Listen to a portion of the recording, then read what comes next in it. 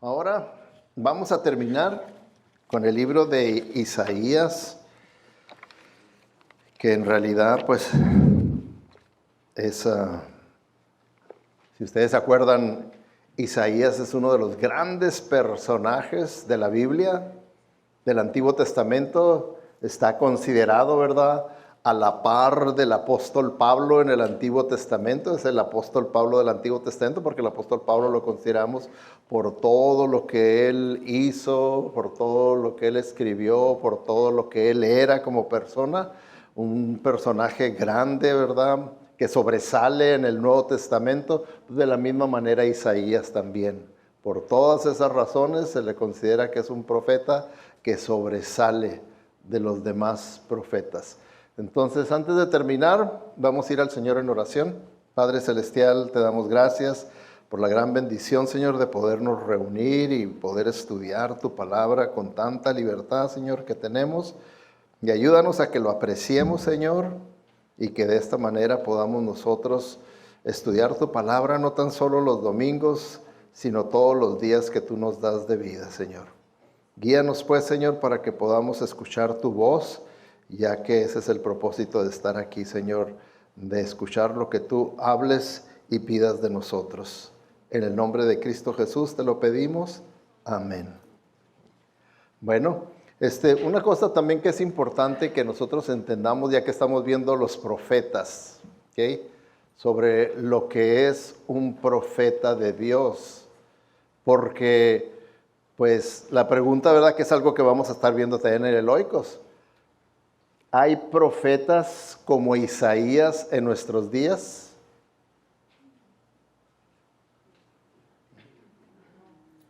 ¿Hay profetas de Dios como los profetas que vemos en la Biblia en nuestros días? ¿Siguió el ministerio profético a través de los años de tal manera que lo tengamos hoy en día? Yo no sé cómo usted va a contestar, ¿verdad?, esa pregunta, pero hay muchas iglesias hoy en día que tienen profetas. Y usted va a ver eso, ¿verdad?, que tienen profetas. Ahora, ¿será bíblico? ¿Será correcto? Ahora, déjenme les doy la definición de lo que es un profeta y luego usted piensa un ratito y me dice, entonces, a ver, volvemos a la pregunta otra vez. ¿Habrá profetas en nuestro día? Un profeta, así literalmente, el significado es uno que habla de parte de Dios. Es profe emi, ¿okay? Uno que habla de parte de Dios. Entonces, ¿habrá personas que hablan de parte de Dios hoy en día? ¿Estoy hablando yo en parte de Dios, sí o no? Entonces, ¿soy un profeta yo? Aquí ya están las curvas, ¿verdad? Bien buenas, ¿verdad? Es que por eso es que tenemos que entender el significado de lo que es un profeta, ¿ok? Un profeta bíblico hablaba de parte de Dios, pero en dos maneras. Ahora yo hablo de parte de Dios, pero nada más de una manera, diferente al de la Biblia. El de la Biblia hablaba de dos maneras. La primera manera introducía nueva revelación de parte de Dios. Y la segunda manera repetía o reiteraba la revelación que Dios ya había dado a través de otros profetas. La reiteraba. Hoy en día yo ya no, ni nadie más puede dar nueva revelación de parte de Dios. Ya Dios nos dio toda la revelación que era necesaria, por eso tenemos el libro de revelación de Apocalipsis. Y por eso en el libro de Apocalipsis al final nos dan una advertencia, el que le agregue o le quite, le van a venir estas maldiciones. Entonces ya está completa, ya no hay nueva revelación. Lo único como profeta, como alguien que habla de parte de Dios, es hacer la segunda parte, nomás estar recordándoles, reiterándoles lo que ya fue revelado por Dios, que es lo que yo estoy haciendo, ¿verdad? ¿Se fijan ustedes la diferencia? Pero hoy en día van a encontrar que todos esos que se dicen ser profetas de las dos maneras. De las dos maneras. Y ahí es donde nosotros lo decimos, no, eso ya no es bíblico, eso ya no está dentro de la doctrina correcta. El creer que todavía hay personas que están recibiendo revelación nueva de parte de Dios, entonces pues vamos a agregarle pues a la Biblia todo eso que Dios les está revelando, porque si es una revelación a la manera de Isaías, pues fue introducido a la Biblia, ¿verdad? Lo que Isaías habló. Entonces, si supongamos Sergio dice ser un profeta a la manera de la Biblia, pues entonces todo lo que diga, esta es revelación, Dios me dijo esto, pues vamos a meterlo a la Biblia, ¿verdad? Porque es revelación de parte de Dios.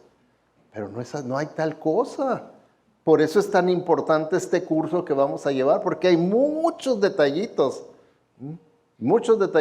que se tienen que entender correctamente, doctrinalmente, bíblicamente, porque hay mucha confusión que se ha esparcido por la radio, por televisión, por la computadora, y la mayoría de los cristianos están bien confundidos porque la mayoría tienen un cóctel de creencias. Un cóctel de creencias revuelto el error con la verdad y tienen todo un coctelazo. Y la cosa es tener nada más una sana doctrina y punto. Ahí nada más. Y eso es lo que yo intento hacer con ustedes aquí en la iglesia, ¿verdad? De que sacar todo lo que no es correcto bíblicamente y que puedan ustedes. ¿Por qué? Porque lo que nosotros creemos nos afecta en cómo vivimos. ¿Por qué? Porque lo que creemos, eso produce lo que sentimos y lo que sentimos es lo que hacemos. Entonces, si yo creo mal en una área de la vida, entonces yo voy a sentir equivocadamente acerca de eso y voy a hacer equivocadamente. Entonces, por eso es la importancia de creer y entender la verdad de Dios únicamente. Y así, ¿verdad? Vemos el por qué podemos estudiar los escritos del profeta Isaías, porque era un profeta de Dios que verdaderamente traía la revelación nueva de Dios y reiteraba y recordaba lo que Dios ya había revelado a su pueblo. Hacía esas dos funciones, lo cual hoy en día no hay tal cosa, ¿verdad? De que se puedan hacer estas dos funciones en una persona. Entonces ya hemos estado viendo el trasfondo de los libros. Si usted no ha venido, pues ahí están en YouTube. Ahí los puede ver y estudiar los primeros dos mensajes para que vea el trasfondo del libro, el bosquejo y todo. Y ahorita nos vamos a enfocar en las lecciones, porque en realidad hay muchas buenas lecciones que vienen del libro de Isaías. Nomás imagínense, ¿okay? Que de cada capítulo sacáramos 3 lecciones para nuestra vida, de cada capítulo. ¿Cuántos capítulos tiene el libro de Isaías? ¿Cuántas? 76. Okay, el mismo número de libros de la Biblia. ¿Okay? Aprendimos eso. El mismo número de libros de la Biblia tiene capítulos el libro de Isaías. Entonces son 66. Y si de cada capítulo sacamos 3 verdades, multipliquen 66 por 3. ¿Cuántas son? 198. Casi 200, ¿imaginan? Entonces, ¿aguantarían ahorita que me aventara las 200 verdades? Con un café nomás que tomaron. No, necesitarían un tanquecito de café así con una pipita aquí, ¿verdad? Para poder aguantar. Bueno, vimos, ¿verdad? La primera lección que vimos es una lección que les recordé, que nos hace ver que las situaciones que se vivieron en el pasado se siguen repitiendo, que no hay nada nuevo, es lo que nos dice, ¿se acuerdan cuando vimos el libro de la sabiduría de Salomón, cuando dice que no hay nada nuevo bajo el sol? O sea, todo se sigue repitiendo, la vida es cíclica, se repite, la historia es cíclica, se repite. Entonces, Lo que nosotros estamos viviendo hoy en día, que vemos los cambios en la cultura que se están haciendo, son cambios que Isaías vio que estaban sucediendo en su cultura, en su tiempo, en su sociedad. Lo mismo, exactamente lo mismo. Porque miren, esta es la primera lección que aprendimos. Sí le dicen que me lo ponga para poder cambiar. Sí. Ahora sigue. La primera lección. La palabra de Dios define lo que es bueno y lo que es malo. Y punto. ¿Es aceptable hoy en nuestra sociedad esa declaración? ¿No? ¿Por qué? ¿Por qué? Porque se desecha a Dios. Y desechando a Dios, se desechan los absolutos de Dios. Todos los absolutos vienen de parte de Dios. Y lo relativo, eso es lo que nosotros formamos, hacemos. Ahora, sí hay lugar para el relativismo, pero no dentro del área de la moralidad y de la ética. Dentro de la moralidad y de la ética viene de parte de Dios y son absolutos. No matarás. ¿A poco podemos hacerlo relativo, el no matarás?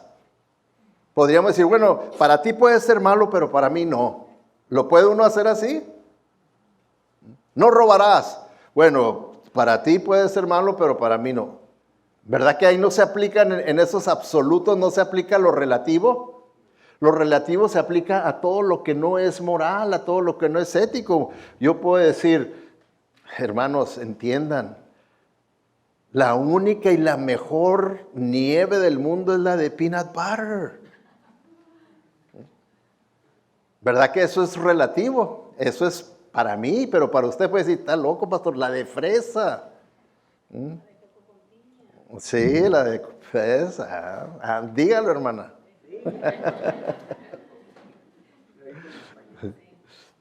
Entonces, a eso es relativo. Hay área en la vida en lo que el relativismo entra y no importa, no tiene consecuencias dañinas para la sociedad, para una persona, pero cuando ya metemos el relativismo en las cosas morales y éticas de la vida, entonces empezamos a dañar el fundamento de una sociedad, de una nación, de una persona, de una familia.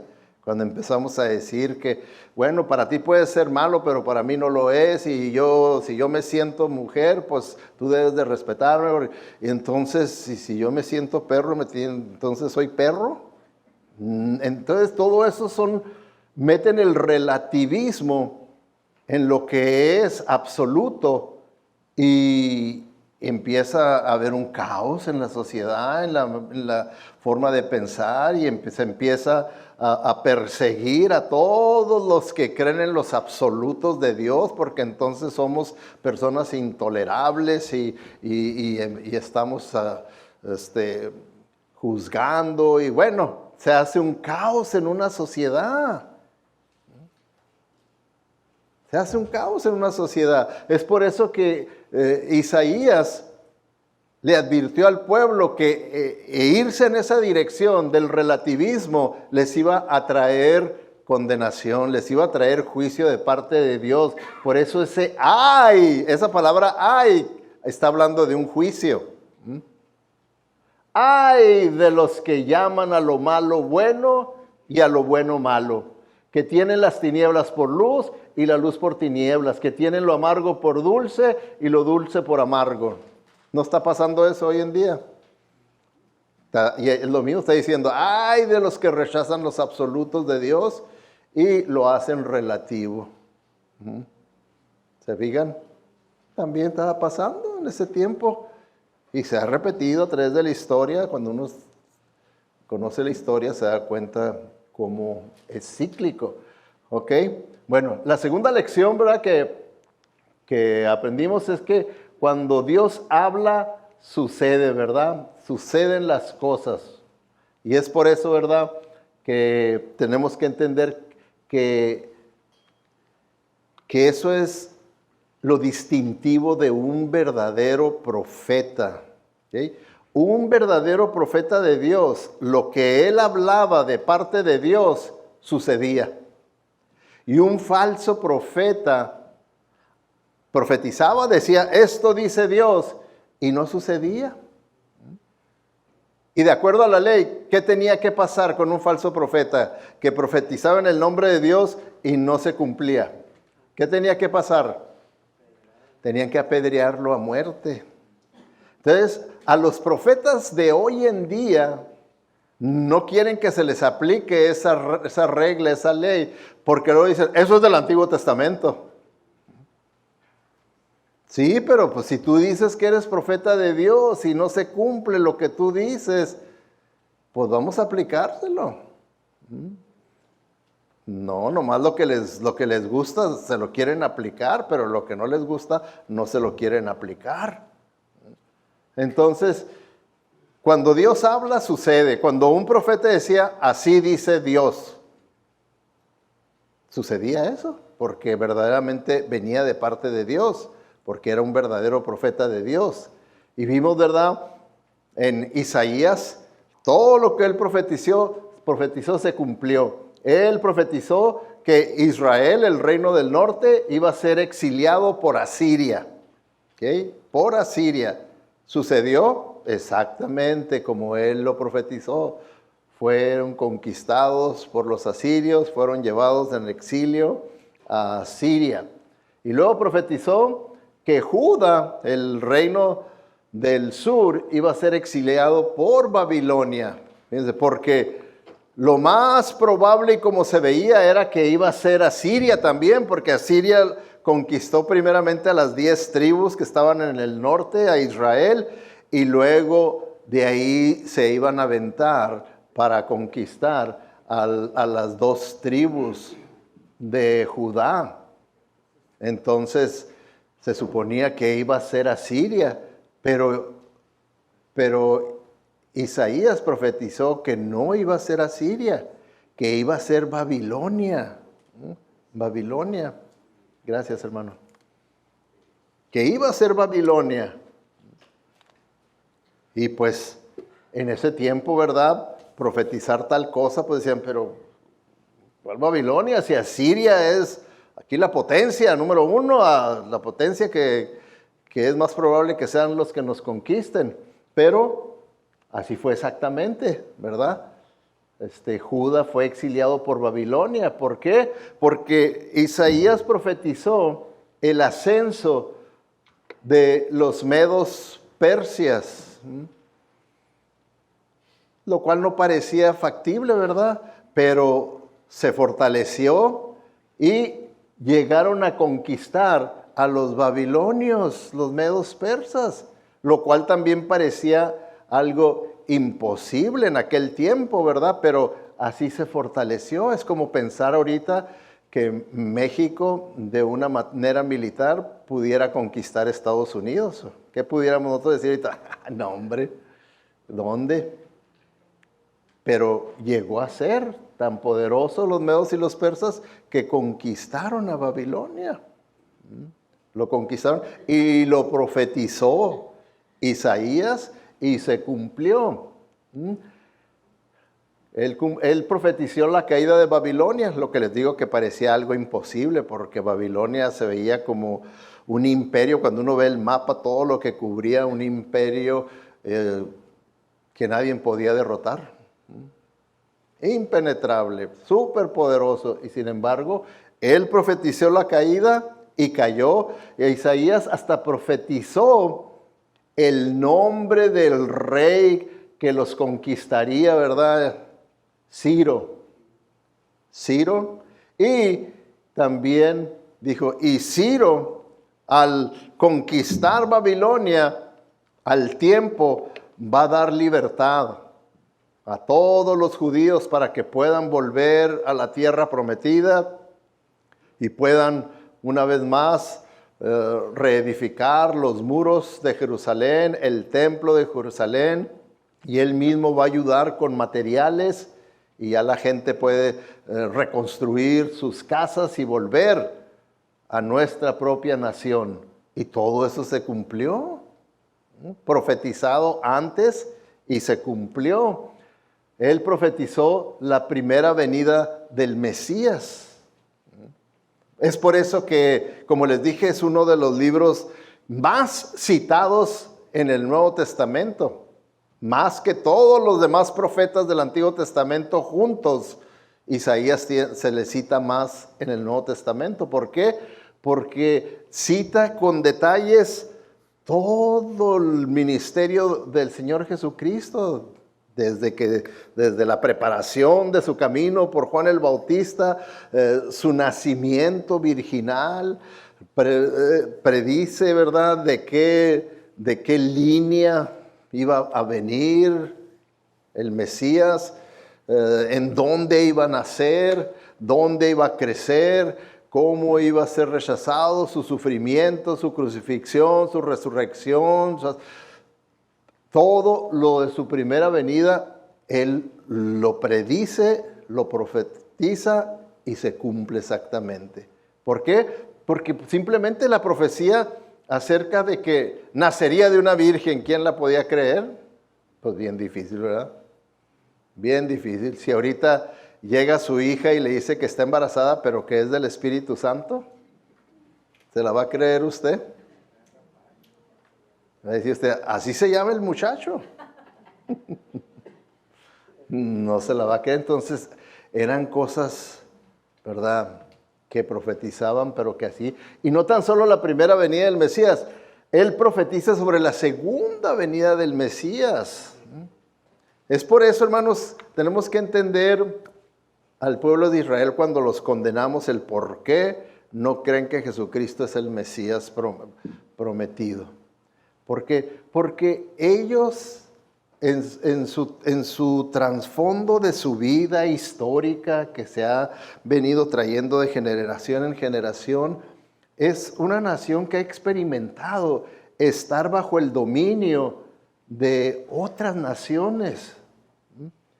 Nomás acuérdense ustedes cómo estaban ellos bien allá en Egipto, ¿verdad?, por José, pero luego vino otro faraón, ¿y qué hizo de ellos? Los esclavizó. Entonces estaban bajo el dominio de los egipcios, esclavizados. Entonces son liberados por el Señor, salen, entran a la tierra prometida y empiezan, ¿verdad?, dentro de los juicios que Dios venía contra ellos por ser infieles, por ser rebeldes y todo, empiezan a ser conquistados por las otras tribus que había, ¿verdad?, a sus alrededores. Y luego son conquistados por reinos poderosos, ¿verdad?, como el asirio, Babilonia, y después son conquistados por los griegos, por los romanos. Y así podemos ver, ¿verdad?, cómo han tenido que vivir en exilio los judíos. Entonces, en la mente de ellos era el desear la venida del Mesías para que los liberara, pero ellos veían únicamente la venida del Mesías, la segunda venida del Mesías. Eso es lo que ellos veían, la segunda venida del Mesías. La primera venida del Mesías, como el siervo sufriente, esa no les convenía. ¿De qué manera nos va a ayudar como nación? Un Mesías que viene a sufrir y a caer en manos de los gentiles y ser crucificado. En nada nos sirve eso. Nosotros queremos al Mesías de las profecías que eran de la segunda venida. Por eso, para ellos en su interpretación, ahí en el libro de Isaías del siervo sufriente, dicen, el siervo sufriente es Israel. No es Jesucristo. Es Israel el siervo sufriente. Entonces tenemos que entender por ese trasfondo. Pero vemos que es Jesucristo porque todas las profecías siempre fueron, y por eso es que todos los apóstoles y todos decían, como dijo Isaías, como dijo Isaías, como dijo Isaías. Vieron que el cumplimiento de esas profecías habían sido originadas por el profeta Isaías. Luego vimos, ¿verdad? La tercera lección: no trates de honrar a Dios con tus labios y tu corazón está lejos de Él. ¿Ok? Sigue siendo aplicable para nuestros días. ¿Qué quiere decir esto? Tengamos mucho cuidado con la religiosidad, que es algo que constantemente yo menciono. Tengamos cuidado, porque es muy fácil que nosotros caigamos por nuestro lado carnal en la religiosidad, en vez de verdaderamente luchar por la espiritualidad. Porque, hermanos, tenemos que entender y aceptar que la vida cristiana es más difícil que la vida no cristiana. Cuando yo no era cristiano, no tenía ninguna lucha entre la carne y el espíritu. Yo estaba libre, pero esclavizado en la carne, ¿verdad? Pero yo no tenía ninguna lucha con el espíritu entre lo que es la voluntad de Dios y la voluntad mía. Yo vivía de acuerdo a mi voluntad y todo lo hacía, no había ninguna lucha. Pero ahora en el cristianismo está la lucha entre mis pasiones carnales, mis deseos carnales, mis inclinaciones carnales y la voluntad de Dios, la influencia del Espíritu Santo trayéndome a la memoria su palabra y todo. ¿Y qué es lo que voy a hacer? ¿Mis deseos o los deseos de Dios? ¿Verdad que ya es diferente esa clase de vida? Ya tiene un conflicto, que es el conflicto entre la carne y el espíritu. ¿Okay? Entonces, cuando nosotros nos olvidamos de ese conflicto y vivimos, ¿verdad? Dice, al cabo que ya soy cristiano, soy salvo, y vive uno religiosamente, entonces es cuando caemos en esta advertencia: no lo hagas, no trates de honrar a Dios con tus labios si tu corazón está lejos de Él. Por eso Isaías en el capítulo 29:13 le dijo al pueblo de Dios. Entonces el Señor dijo: porque esta nación se acerca a mí, razones por las cuales venía el juicio sobre la nación. Y tenemos también que entenderlo, que si yo soy un cristiano auténtico y me conformo con vivir religiosamente, pueden venir consecuencias de parte de Dios. Dice, porque esta nación se acerca a mí solo, y esa palabra es clave, solo con sus palabras, y me honra solo de labios para afuera, pero alejan de mí su corazón, y su reverencia a mí es una tradición que se aprende por rutina, sin consideración alguna por su significado. Nada más preocuparnos por lo externo, por las apariencias, y olvídense, ¿verdad?, de la espiritualidad interna. Y entonces dice el Señor, no lo hagas. Es una advertencia que el Señor nos da a través del libro de Isaías. Lección número 4. Dice, el Señor da fuerza para el servicio. ¿Sí? Porque muchas veces, hermanos, nosotros podemos creer que tanto los profetas como los apóstoles pudieron ellos cumplir con el llamado que Dios les hizo porque ellos no tenían nada que hacer. Pero nosotros sí, nosotros estamos muy ocupados, tenemos mucho que hacer. Pero tenemos que entender que ellos también estaban muy ocupados. Ellos también tenían mucho que hacer. Claro que tenemos que entenderlo de acuerdo a sus circunstancias, de acuerdo a su cultura, de acuerdo a aquellos tiempos, pero ellos estaban tan ocupados como nosotros estamos ocupados, nomás de diferente manera por los diferentes tiempos. Porque en aquel tiempo, hermanos, tienen que entender por qué tenían que estar tan ocupados. Si no te ocupabas, no podías sobrevivir. No había welfare en aquel tiempo para recibir desempleo, para recibir estampillas, para recibir housing, nada. Si no se ponían duro a trabajar y a buscarla, Nadie se los iba a dar. ¿Saben qué era el único programa de ayuda que había, de acuerdo a la ley? Y que muchos dueños de los campos no lo practicaban, pero algunos sí lo practicaban. Era que cuando venía la pizca y piscaban grano, fruto, lo que sea, lo que caía en el camino lo debían de dejar ahí en el camino para que la gente necesitada viniera y lo recogiera. Eso era todo, no más. Entonces, ¿qué era lo que pasaba? Que tenían que andar buscándole y trabajando. Entonces, estaban ocupados. Por eso es bueno que haga un estudio de cada uno, por ejemplo, de los profetas. Quién era, su trasfondo, cuál era su profesión, todo, para que vea uno que eran personas como nosotros, ocupados, bien ocupados en la vida diaria para poder salir adelante. Entonces, cuando el Señor nos llama y muchas veces nos ponemos nosotros a pensar, no, pero es que yo estoy muy ocupado, yo no tengo tiempo, yo hago esto, tengo lo otro, no. Y muchas veces rechazamos el llamado de Dios para servirle con la excusa de que yo estoy muy ocupado. Isaías pues sí podía, porque pues, no tenía nada que hacer. Pero yo sí tengo mucho que hacer. Y entonces vemos, ¿verdad?, que cuando el Señor nos llama, Él mismo nos va a dar fuerza.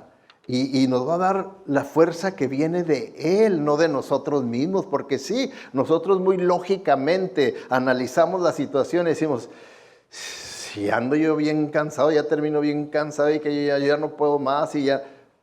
Pero si el Señor te está llamando es porque Él mismo te va a proveer de lo que necesitas para cumplir su voluntad. Él te lo va a proveer. Él te va a proveer. Fíjense cómo dice ahí en Isaías 41, 9 al 10. Te he llamado desde los confines de la tierra. Ahora, aquí cuando el Señor se está refiriendo, te he llamado, está hablándole en general a su pueblo. Yo te llamé. Yo te hice mi pueblo, yo te llamé, diciéndote, eres mi siervo. Ahora, ¿usted fue llamado por el Señor? ¿Sí o no? ¿Es usted un siervo del Señor? ¿Se considera un siervo del Señor? ¿Sí o no? ¿Okay? Entonces vamos a aplicárnoslo a nosotros. El Señor nos llama y nos dice, tú eres mi siervo. Ahora, ¿ese es un problema o un privilegio? Debemos verlo como un gran privilegio que el Señor me llame y me haga su siervo, que diga, te llamo para que me sirvas. Eso es lo que Él está diciendo. Te llamo, te escogí para que me sirvas. Para que me sirvas. ¿Sí? Pues te he escogido y no te desecharé. No tengas miedo, porque yo estoy contigo. No te desalientes, porque yo soy tu Dios. Te daré fuerzas y te ayudaré. Te sostendré con mi mano derecha victoriosa. Entonces, ¿podemos o no podemos hacer lo que el Señor nos llame a hacer? ¿Se puede o no se puede? Sí se puede. ¿Con nuestro poder o con el poder del Señor?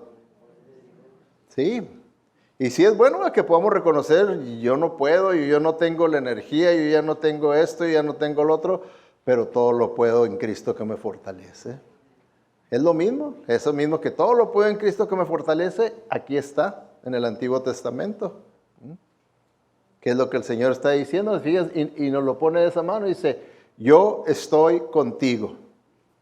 ¡Wow! Imagínense estar uno consciente que el Dios creador del cielo y de la tierra, de lo invisible y lo invisible, el Dios todopoderoso, el Dios lleno de perfecta sabiduría, está conmigo.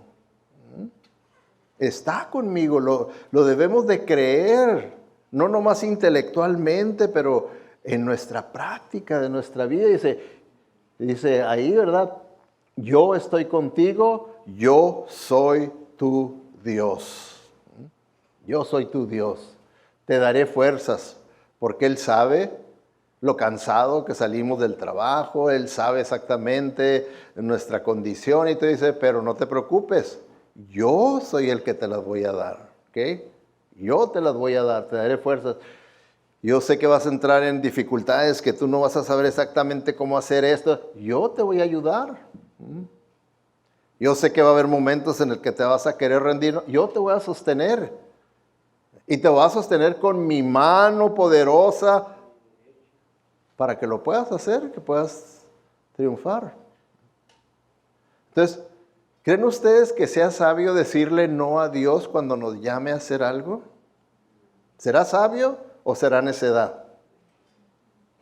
Contéstelo porque es importante, porque Dios nos llama. Si somos verdaderos hijos, Él nos llama. Y tenemos que ser sabios ahorita. ¿Okay? Entonces el Señor da fuerzas para el servicio. ¿Okay? El Señor da fuerzas para... Ahora, este paso, hermanos, de poderle decir al Señor, sí, ¿okay? Yo te sirvo, porque ¿se acuerdan ustedes? Isaías, cómo el Señor le dio la oportunidad. Dijo, ¿y quién irá por nosotros? ¿Quién irá por nosotros? Isaías dijo, aquí estoy, Señor. Mándame a mí. Mándame a mí, aquí estoy. ¿Verdad que se requirió de un paso de fe? ¿Verdad que dijo, sí, pues yo estoy bien ocupado? Pero si tú me estás llamando, Señor, yo lo voy a hacer.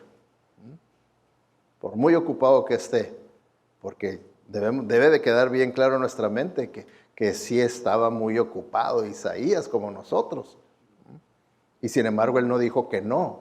Él dijo que sí. ¿Por qué? Porque quien le llamaba era el Señor de señores. Entonces dijo que sí. Entonces era un paso de fe. Y eso es algo que también Isaías nos enseña. Es otra lección. Que el Señor recompensa la fe.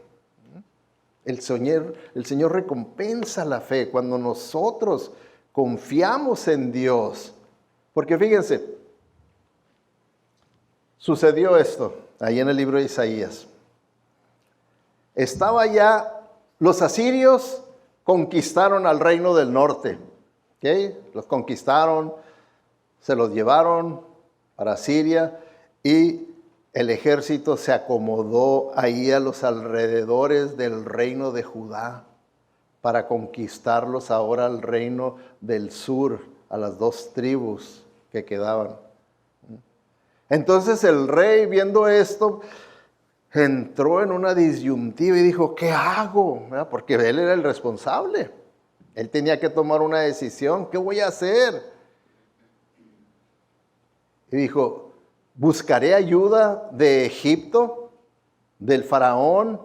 Haré una alianza con el faraón para que así, ¿verdad? Tal vez al ver a Siria que hemos hecho una alianza con este otro país poderoso como es Egipto, no nos conquisten.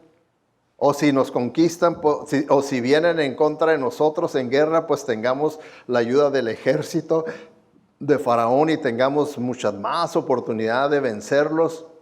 Estaba con esa disyuntiva. Pero el profeta Isaías le decía, y la otra opción es que confíes en Dios. Lógicamente, ¿cuál sería la mejor alternativa, lógicamente? Tenemos que ser sinceros, hermano. Por lo general nosotros nos vamos siempre por la lógica. Por la lógica, por la lógica. Y bíblicamente hay muchas cosas que son ilógicas en la Biblia. Que son ilógicas en la Biblia. Como simplemente lo que les mencioné. Es lógico que una mujer quede embarazada sin tener ningún contacto con un hombre. ¿Será lógico o ilógico? Ilógico, ¿verdad? Por eso les decía, si su hija viene y le dice, ay, estoy embarazada, pero no me he metido con ningún hombre. Dice, ¿qué crees que estoy tonta? ¿Qué crees que estoy loco? ¿Qué crees? Luego lo vería uno como algo ilógico, ¿verdad? Y así vemos en la Biblia tantas cosas que suenan como ilógica, ¿verdad? Que a veces cuando decimos, hay un solo Dios, pero es el Padre, el Hijo y el Espíritu Santo. ¿Es lógico? Me dicen, no, pues ¿cómo que un Dios, pero en 3 personas? Pues ya no suena lógico eso. Y así me puedo ir enumerando tantas cosas que suenan ilógicas, pero que son verdaderas bíblicamente. Son verdaderas. Así también nosotros, eso es lo que es la fe. Cuando uno, lo que parece ilógico, da ese paso. Como en este caso, está el rey. ¿Qué hago? Hago esta unión con Egipto. Y Isaías dice, no, confía en el Señor. Él es nuestro Salvador, Él es nuestro Señor, Él es el que va por delante. Acuérdate en el pasado cómo el Señor nos ha dado la victoria sobre esto, sobre esto, sobre esto y sobre esto. Y Isaías le dice al rey, no, confía en Dios. Pero mira, ahí están ya las puertas de conquistarnos. No lo veo lógico yo eso. ¿Qué si yo cometo el error de decir, oh sí, Dios nos va a salvar, Dios nos va a salvar, y nos conquistan? ¿Qué va a decir la gente? Este rey, fíjense nomás, creyó en Santo Claus. Y sin embargo, lo que hizo el rey, se fue al templo. Dijo, tengo que buscar a Dios, a ver qué me dice. Y se puso a orar, se puso a orar, se puso a orar, pidiéndole a Dios que le diera la respuesta. Y salió de ahí fortalecido en la fe y dijo, voy a confiar en Dios. No voy a hacer ninguna alianza con Egipto ni con nadie más, voy a confiar en Dios. Se acostó. Y al amanecer, esto es lo que supo acerca del ejército que acampaba alrededor y que estaba a punto de atacarlo. Dice, esa noche el ángel del Señor fue al campamento asirio y mató a 185,000 soldados. Cuando los asirios que sobrevivieron se despertaron a la mañana siguiente, encontraron cadáveres por todas partes y se fueron. ¿No recompensa la fe el Señor? ¿Sí o no? Fíjense de lo que el Señor... Y fíjense el poder de Dios. Con un ángel hizo todo eso. Con un ángel, no necesitó un ejército. Con un ángel y miren nomás qué gran victoria le dio a Israel. ¿No creen que nosotros tengamos esas mismas luchas de fe, de fe, de fe? Si voy a vivir por fe o voy a vivir por lógica, por vista. ¿Cómo voy a vivir yo? ¿Por fe en el Señor? ¿Será ridículo vivir por fe cuando la lógica claramente dice otra cosa? Entonces vemos esto. Ahora, esta enseñanza la vemos en el Antiguo Testamento y la vemos en el Nuevo Testamento. ¿Por qué? Porque la enseñanza la encontramos en toda la Biblia, hermanos. Por eso desde Abraham tenemos la enseñanza sobre la importancia de la fe. Él es el padre de la fe. Y es algo que tenemos que entender, hermanos, que no debemos nosotros desechar el Antiguo Testamento como que ya no es válido para nosotros. Es irrelevante, ya nomás el Nuevo Testamento. Díganme ustedes, hermanos, pónganse a pensar. Los apóstoles, Pablo, Pedro, Juan, todos ellos, ¿verdad que hicieron mucho trabajo de evangelismo? ¿Sí o no? ¿Y qué usaron? ¿El Nuevo o el Antiguo Testamento? El Antiguo Testamento. Usaron el Antiguo Testamento, no había el Nuevo Testamento. Y hicieron trabajo de evangelismo. ¿Puede usted evangelizar con el Antiguo Testamento? Sí, se puede. ¿Se acuerdan cuando el etíope iba de vuelta para Candace? Iba leyendo Isaías y se acerca a Felipe y le dice, ¿entiendes lo que lees? Y dijo, pues no muy bien, pero al menos que alguien me lo explique. Le dijo, yo te lo puedo explicar, y ya se subió a la carroza con él y le empezó a explicar. Y dice, y de ahí, del libro de Isaías, le presentó el evangelio, la persona se convirtió y lo bautizó. ¿Con el libro de Isaías? ¿Con el libro de Isaías? Entonces, lo mismo, el Nuevo Testamento también nos dice lo mismo que dice Hebreos 11:6. Dice, y sin fe es imposible agradar a Dios, sin depender de Él. Cualquiera que quiera venir a Dios debe de creer que hay un Dios y que recompensa a los que sinceramente lo buscan, a los que sinceramente creen en Él, a los que sinceramente dependen de Él. Entonces Él los recompensa. Él los recompensa. Entonces, ¿qué es más bueno? ¿Qué creen ustedes que sea mejor? ¿El recibir la recompensa de nuestros propios esfuerzos humanos o recibir la recompensa de vivir por fe y la recompensa de Dios? ¿Qué creen?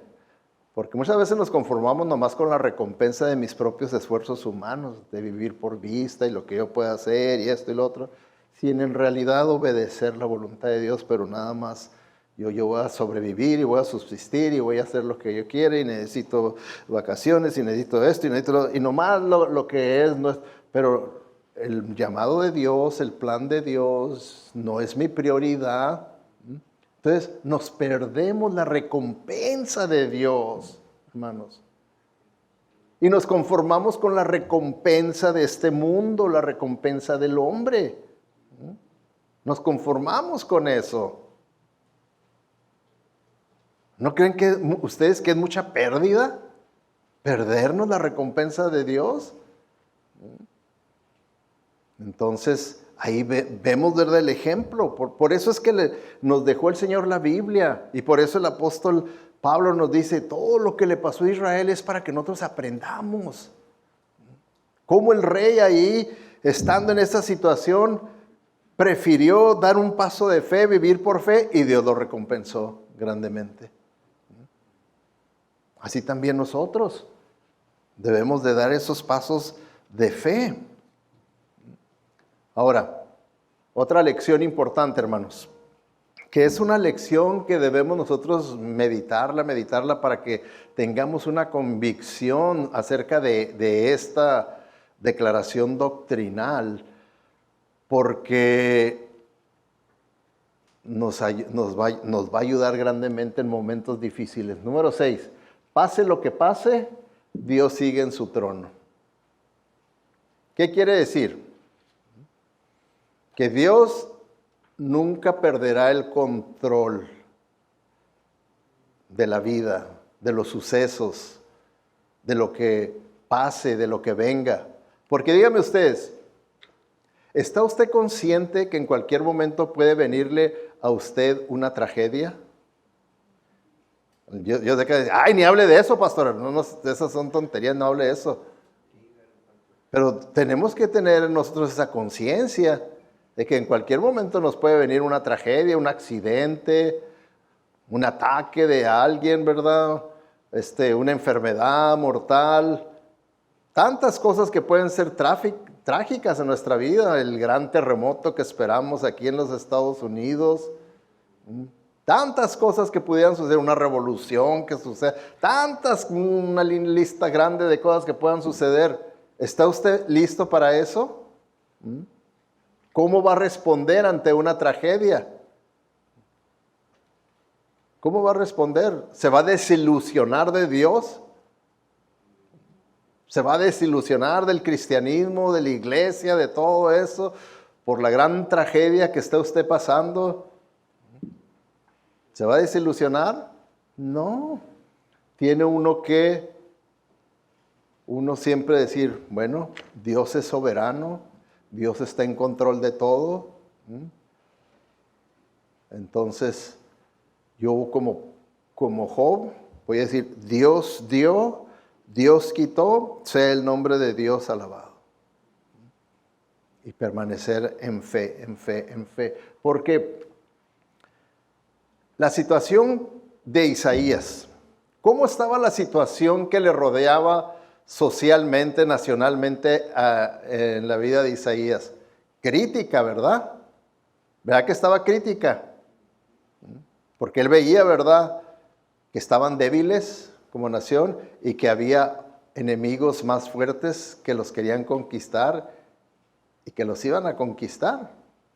Entonces él sabía, porque Dios le daba la profecía y él sabía, ahí viene Asiria, ahí viene Babilonia, y esto va a pasar, y esto va a pasar. Entonces, para poder mantenerse equilibrado emocionalmente, él tenía que tener en claro que Dios estaba en control de todo. Por eso es que el Señor, cuando lo llamó en su visión, lo hizo ver lo que vio. Dice ahí, el año en que murió el rey Usías, fíjense la situación, un buen rey murió y él podía ver que sus hijos que venían, quien fuera a ser rey, nomás no daban el ancho. Dice, vi al Señor sentado en un majestuoso trono y el borde de su manto llenaba el templo. Por alguna razón el Señor lo permitió que lo viera a él sentado en el trono como Rey de reyes y Señor de señores, el Todopoderoso, el que tiene en control de todo, el Creador de todo lo visible y lo invisible, para que de esta manera esta visión lo impactara siempre y supiera él que pasara lo que pasara, Dios estaba en su trono, en control de todo. Dios estaba en su trono. Entonces, pase lo que pase, y así es como tenemos nosotros que confrontar la peor tragedia que podamos nosotros confrontar. Es decir, el Señor está en su trono, Él está en control de todo, Él es sabio, Él es todopoderoso, Él sabe, yo no lo entiendo todo, yo no soy Dios, pero vivo por fe, no por vista. Vivo por fe, no por vista. ¿Se fijan por qué les digo que sí, la vida cristiana es la más difícil? Pero es la más hermosa. Número 7. Ok, bueno, vamos a ver. No importa lo que pase en nuestro mundo, no importa quién esté gobernando, qué nación, qué país, qué rey, qué presidente, no importa si hay una pandemia, un terremoto, una guerra, lo que pase no importa. ¿Por qué? Porque Jesús todavía está en su trono y Él es el Rey de reyes y Señor de señores. Eso es lo que nos debe mantener a nosotros equilibrados emocional, espiritualmente, psicológicamente. Esta es la solución para no destramparnos. Número 7, Dios se deleita en restaurar. ¿Okay?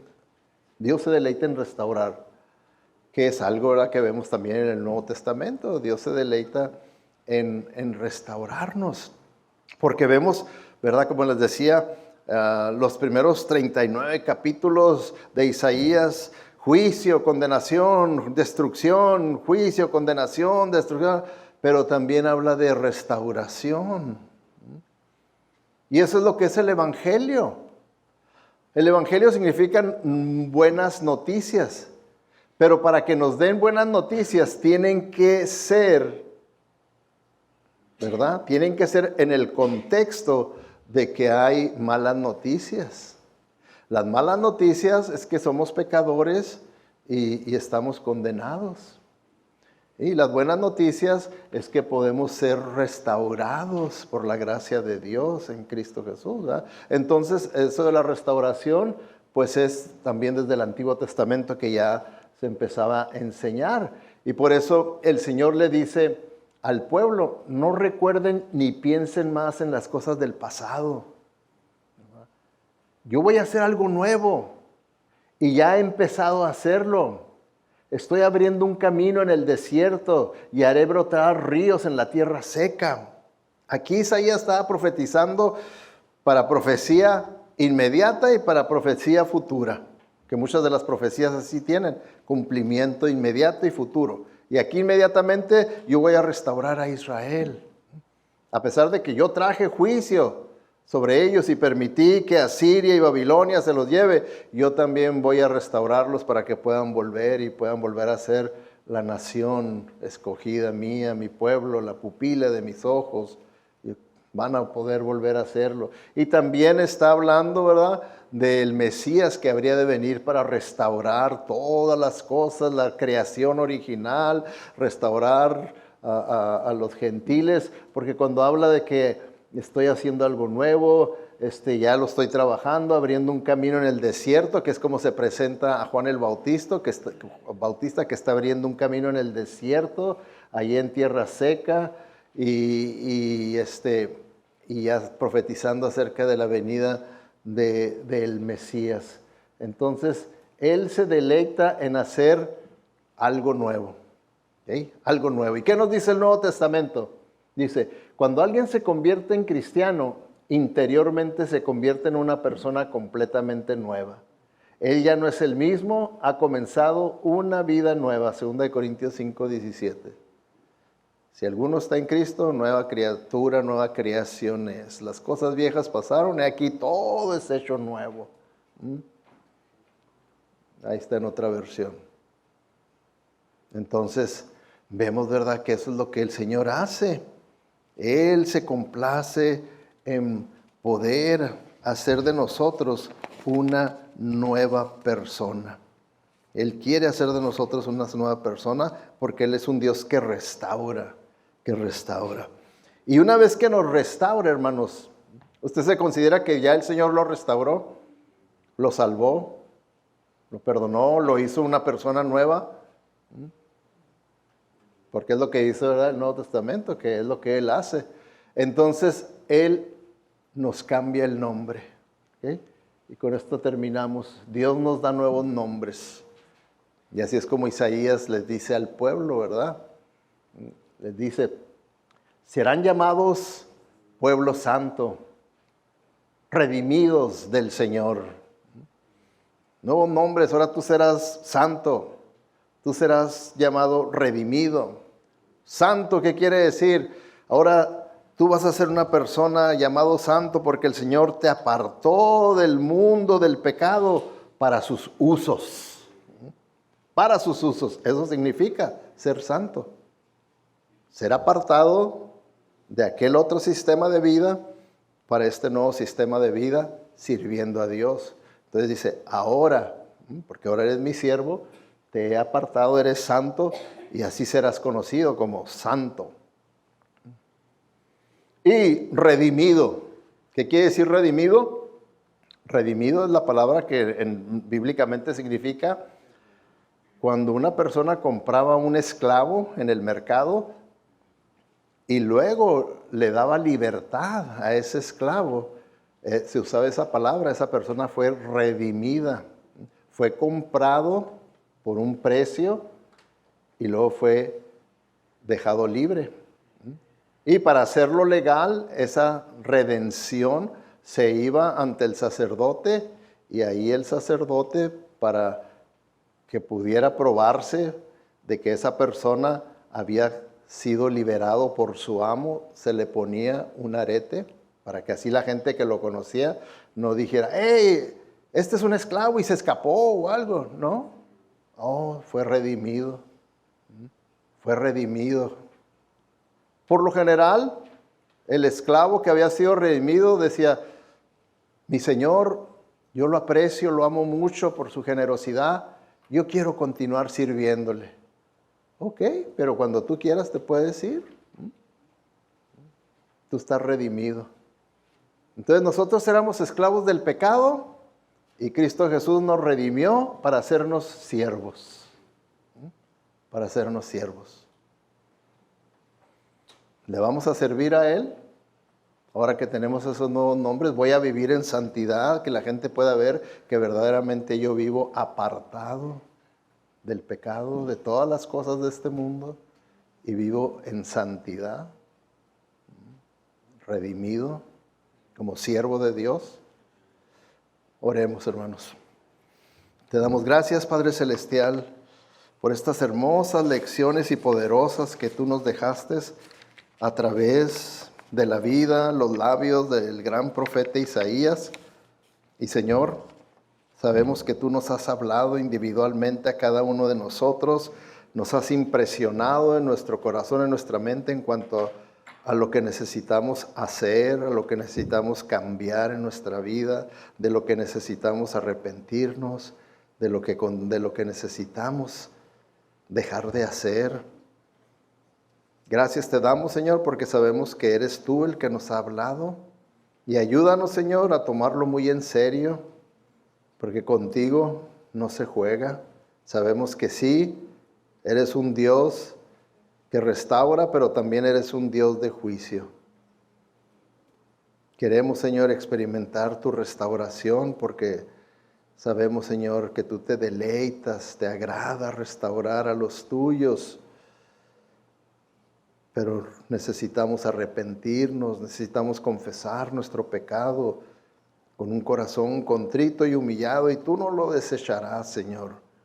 Guíanos pues, Señor, a que podamos así ser restaurados y podamos verdaderamente vivir de una manera que todas las personas a nuestro alrededor puedan ver que verdaderamente somos cristianos.